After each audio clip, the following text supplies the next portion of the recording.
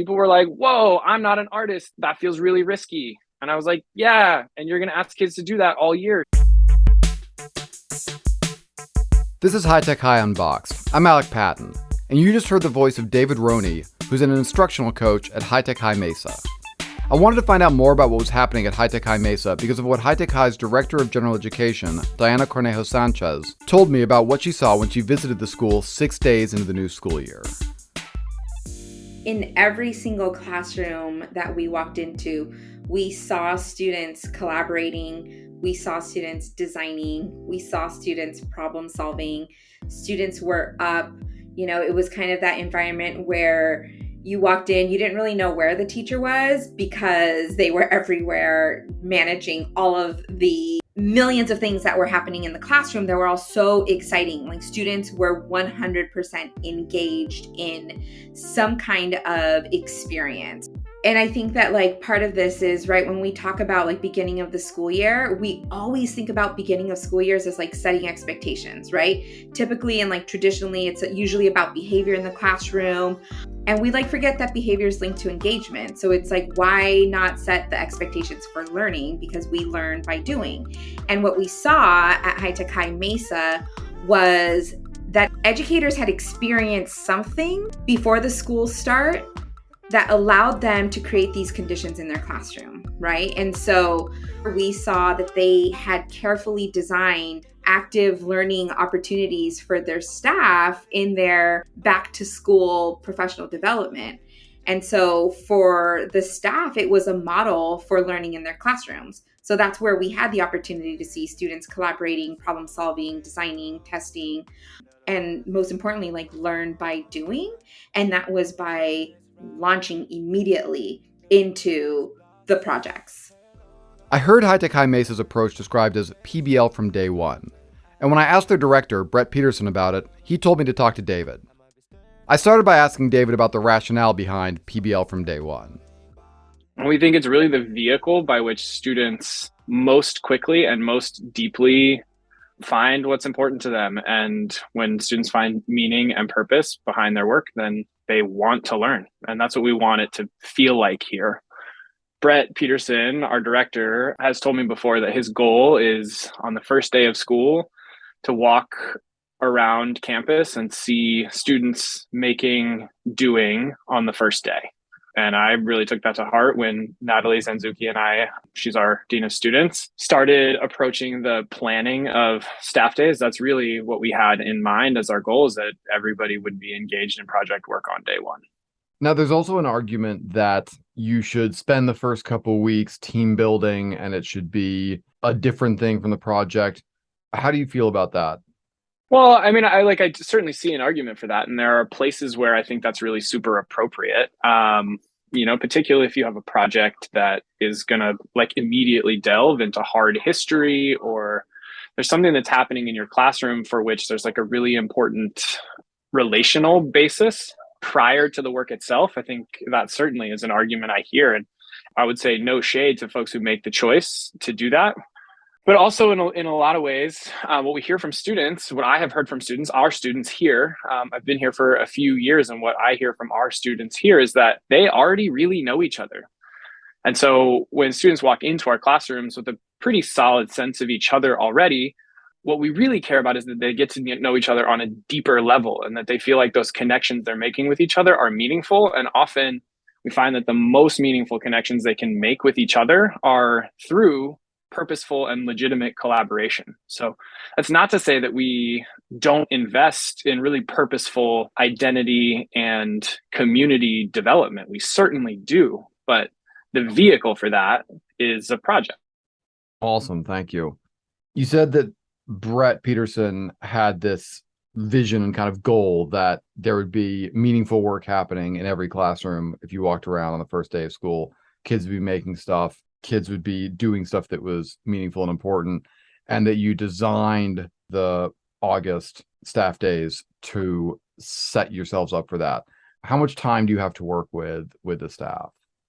When we move into August, our new to high tech folks get a week-long Odyssey experience. That's our onboarding experience, in which they have a project slice which is a really cool opportunity for experienced high-tech high teachers to run a full, abbreviated, obviously, project into 2 days, right? So this year, I ran a project slice at Odyssey with 25 teachers who were going to be high-tech teachers for the first time this year. And I ran them through a project that I did last semester with my 11th grade humanities class and my 11th grade teaching partner, Megan Patty.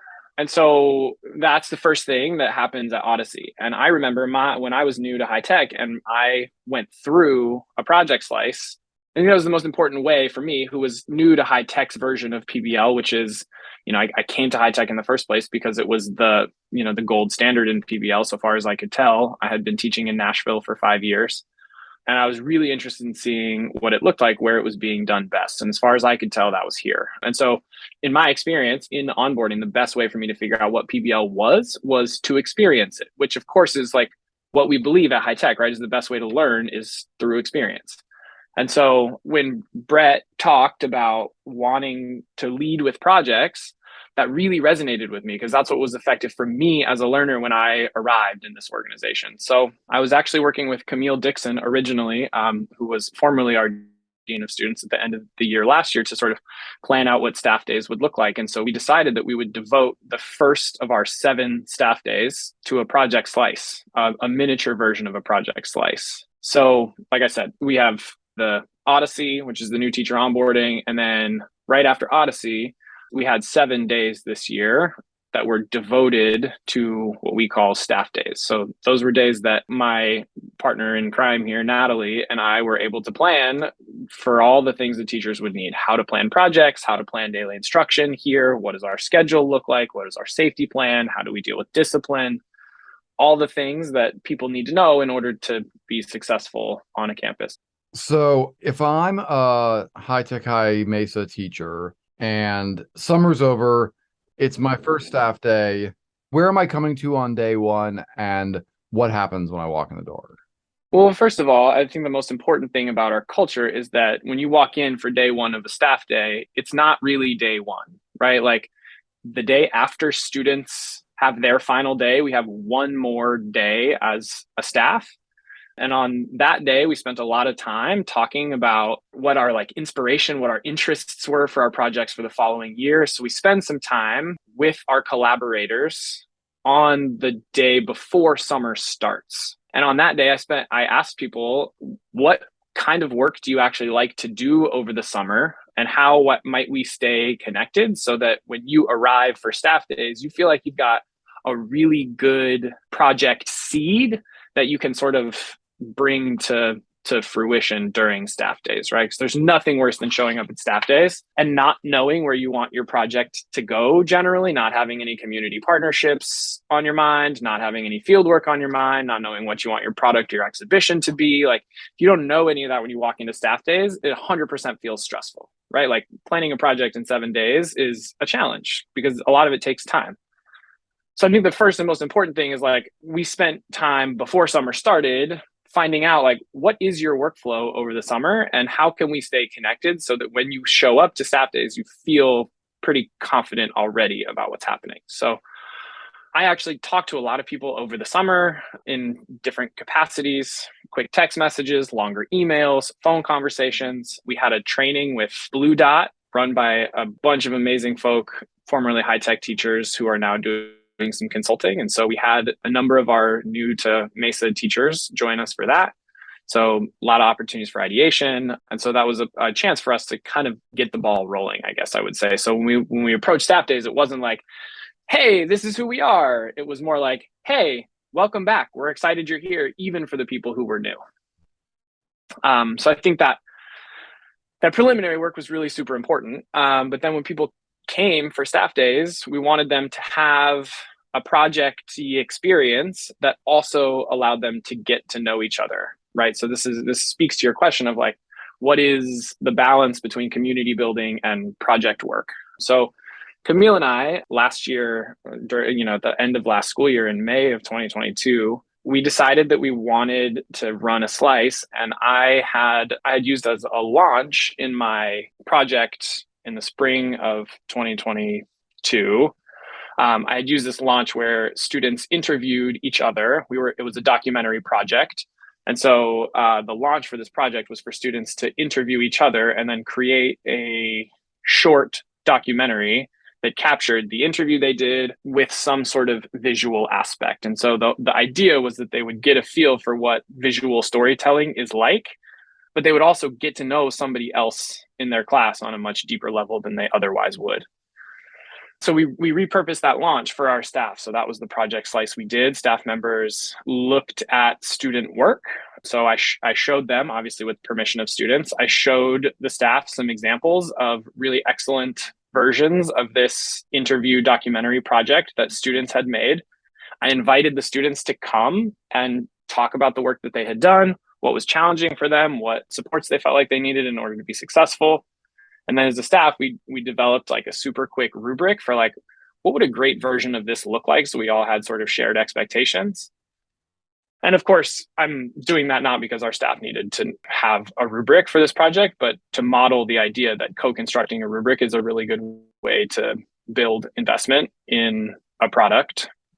And so then we provided some materials to like pretty heavily structure the interviews. We wanted them to be place-based interviews so that our staff members could get to know a little bit more about each other without asking like really super direct questions about who people are and what they believe. Instead, we focused on the places they come from and that are important to them. And as a result, that sort of a number of them said that gave them an opportunity to be a little more open, maybe because it was a little less direct and awkward to have that conversation with somebody new. We also grouped people really intentionally. So we wanted to make sure that people were connected with somebody who would, for whatever reason, be an important ally for them as the year started, whether it's because they were in a similar subject area or a similar grade level, or it's because they had personalities that we thought would be good. We did all the same things we do when we group kids. And so the result of that was about 40, 50 minutes for staff members to interview each other. And then the goal was that over the next couple hours, they would create a visual representation of their partner's story about the place that they really cared about. So unlike with students where it had to be a documentary film because that was the medium for the project and we wanted them to utilize the storytelling skills they would use for that product, for our staff, that actually wasn't the purpose. The purpose for our staff was we were going to use those artistic representations during our first whole school community meeting in order to introduce our staff to our students. And so we had an exhibition like built into this project slice experience, which was that we're going to share these visuals with our student body and that's how they were going to get to know us. That raises the stakes a whole lot. Right, exactly. Like it's important for kids when they're starting a project to know like, what's the point? Like, why am I doing this? Who is this for? And so we really wanted to start there with our staff also. And there were some questions. People were like, whoa, I'm not an artist. That feels really risky. And I was like, yeah, and you're going to ask kids to do that all year. So like, this is what it feels like to be vulnerable with students. And what you have to offer is amazing. And so let's see what that looks like. And we were really super proud about what people created. And to be totally honest, we spent about 2 hours that first day in the afternoon. So this was like, they had up to lunchtime to create whatever their visual representation was. And then we had a beautiful lunch. And then afterwards, we had a mini exhibition where we shared those visual pieces with each other just as a staff. And it took like 2 hours. And it was really a beautiful opportunity for people to share about their partners. One thing that really strikes me is that I think often when we think about doing a project slice, I think about the focus being on the fun and the engagement, and you're doing this thing that's fun and it's a reminder of how engaging learning can be. But actually there's another thing about like, it's the first day you're like, oh man, I'm making a rubric? That doesn't sound that fun. Like there's a certain amount of the things that you have to do that we expect students to do. There's an element of what's it actually like to be on the student end of that I think is super interesting. Yeah, and I think that was really important to me. We had a lot of new staff members coming in, almost half our staff. And I know that as a learner, if I don't have any reason to believe that what you have to offer is of value, then it's hard for me to engage. If I haven't seen what you've done, if I haven't seen your work product, and I don't believe that you're really good at what you're supposed to be doing, it's hard for me to listen to you. Mm-hmm. And so it was really important for me to like have to get up there and do the thing that they're going to have to do with students. It was important for me as like a modeling thing. Like I'm going to work really hard to put something together that is worth your time. And if it isn't worth your time, we need to talk about why not. And I need to make adjustments. And that was a commitment I always made with kids. And it's a commitment I really thought was going to be maybe even more important with adults, because I know like it's just people's time is the most valuable thing they have. And if I'm going to take a whole day that they could be spending with their partner on project planning and instead ask them to engage in this slice experience, I have to make the slice experience meaningful. And so I thought one way to make it meaningful was to model some really specific things that I always felt like made my projects better. And one of those was looking at mentor texts, professional mentor texts ahead of time, and then deciding like what makes those excellent and how do we shoot for that, and having everybody invested in the experience of like, this is what excellence looks like in this project, and that's what we're shooting for together. And so I like that was that, it's like important to me to have the opportunity for people to see like, oh, this isn't something he's just telling me to do, this is something that like maybe actually worked for me too. Who did you make your art piece about? I did it about one of our ed specialists. Her name is Hannah McCann. So that's day one. There's an afternoon exhibition, and then the knowledge that all this work will be getting exhibited again. Did you like take it all, or did everybody hold on to their own one? So if there was one thing I could do differently, actually, that would be it. The problem was there were so many different media formats. Like one of the things I didn't mention is I went to Michael's the weekend beforehand and I just got a bunch of art stuff. So I got watercolors and watercolor paper. I got sculpture materials. I got lots of different canvas type stuff, wood, actual canvas, all kinds of things for people to make on, all kinds of different paint, all kinds of stuff. And so my invitation for everybody was like, look, whatever your gift and talent is, go put it to practice. I'm a poet, so I wrote a poem. But like there are lots of other things that people did. We had a songwriter and she wrote a song. We had people who used digital art media. We have a filmmaker, so he went and made an actual film. We have an historian, so he told a family history. So there were a bunch of different media that people chose, but that made it really hard to gather the work, and we also realized like, okay, so if we go and try to exhibit this with students, I don't think we're going to be able to get 400 kids to sit for 2 hours and listen to each of these presentations, no matter how amazing and engaging they are. And so we didn't end up like doing a theater, everybody stands up in front and like doing it that way. We actually exhibited a little bit differently than that, but that's kind of one of the things that happens in projects, right? Is like you have a plan and then like things roll out and it's not exactly like you expected it to be sometimes. And so like flexible and make adjustments in that way. So anyway, I think one of the things I would have done differently is or one of the things I will do differently if I ever use this again in the future is like have a really clear place for those things to live immediately after they're finished being produced. Day one finishes, you realize that you don't really have a good way of storing all of these different, amazing, wild and wonderful projects that everybody's made. But what happens on day two? Yeah, so day two, we move pretty explicitly from like, okay, this is a slice. This is what it feels like to be in a project. Now our responsibility is to design excellent projects for students. So Natalie and I, we spent a lot of time figuring out like what are the must-haves for all staff, particularly considering that we've got a lot of staff who are new to us before we really get into project planning. So we cut that into 2 days. So day 2 and day 3 were really focused on like the project design. So day 2, we focused on the PBL essentials. What is a launch? What is an exhibition? How do community partnerships fit? What is field work and how do we make it happen? What is an iterative cycle that includes drafting, critique, and revision? All the things that PBL is. But that's a lot of things, and we didn't want to just stand up there and talk. So what we decided to do instead is introduce the High Tech High design principles and then lean on some of our really phenomenal and experienced staff members. We did like kind of a stations thing. And so we had 4 stations, one for each design principle, run by a staff member who was really good at whatever that thing was. We had Chase Buchanan and Natalie Zanzuki focused on equity. We had Felix Lopez focused on collaborative design. We had Margaret Noble focused on authentic work. And we had Lexi Wiggins focused on personalization. So we had these 4 stations for our teachers to go to and see, like, okay, what does personalization look like in a project? And then they were looking at specific PBL essentials with a lens of personalization. And then same thing for authentic work, equity, and collaborative design, right? So we spent an hour moving 15 minutes each station, moving around, seeing what the amazing work the people in our own schools have done in this regard. And then we had like 2 hours of just dedicated project planning time with our teaching partners.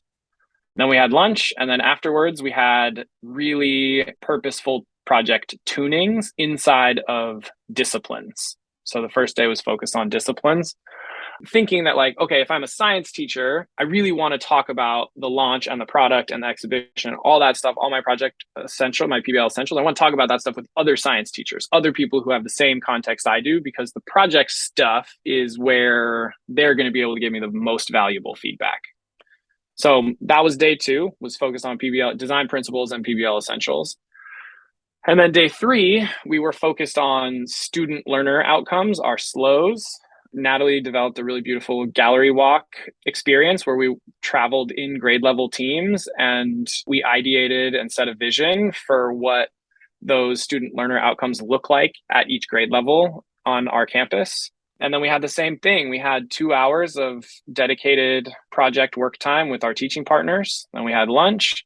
And then in the afternoon that day, we had another project tuning, but this time we did it in grade levels and we invited students. So we had 14 students come to campus and 2 or 3 students sat in with each grade level and provided their own feedback on the projects that they were going to be working on that year or on this first semester. Oh, awesome. So that's day 2 and day 3. That's the most intensive, like, project planning time. And then throughout the course of the rest of the week, there's all kinds of other stuff that we're trying to fit in: CPR training, mandated reporter training, discipline expectations, evacuation routes, curation and exhibition, like all the things. And so, I mean, it was very much a puzzle from there on out. And I think the big challenge for us in planning those days was, like, how do we make sure teachers still have enough time to, like, write their syllabus and set up Google Classroom and learn how to use PowerSchool and make materials for the first week.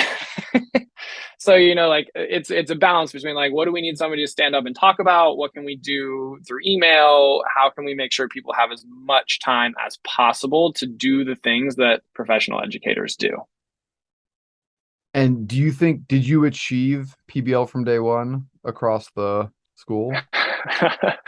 I think anytime you ask, like, that binary question, like, were kids in every classroom doing meaningful work that was associated with the projects that they were going to do? Yes, absolutely.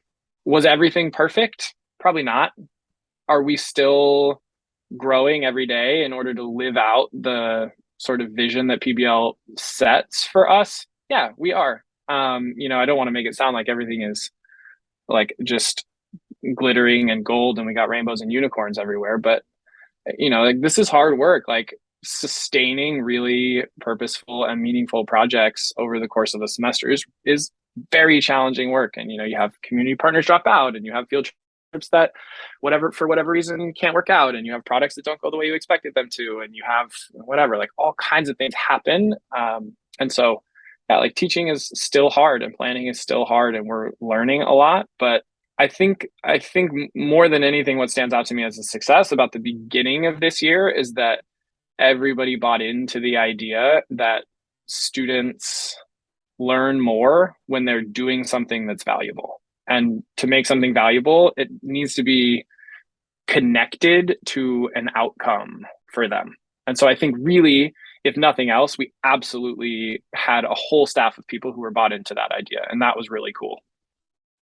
And you had a fair number of people coming in with 0 PBL experience. Is that true? Yeah. What would you say is the most valuable thing if you have 7 days with somebody who has 0 experience with PBL before they were in a classroom as a PBL teacher?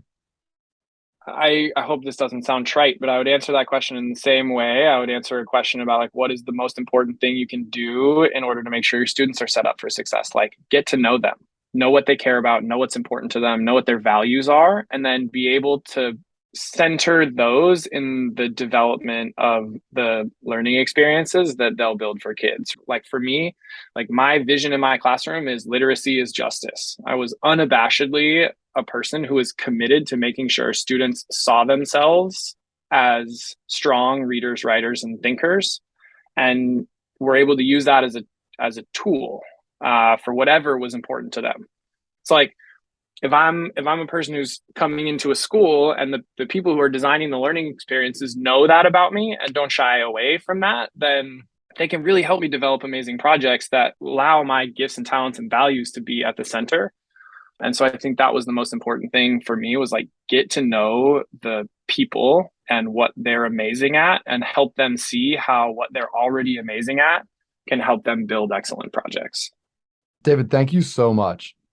This has been awesome. It's reignited my excitement. I want to go like do PD and do project slices. Yeah, it's been really fun. Thank you so much for talking. High Tech High Unboxed is hosted by me, Alec Patton. Our theme music is by Brother Herschel. We've got the model David made for his project slice in the show notes. Thanks for listening.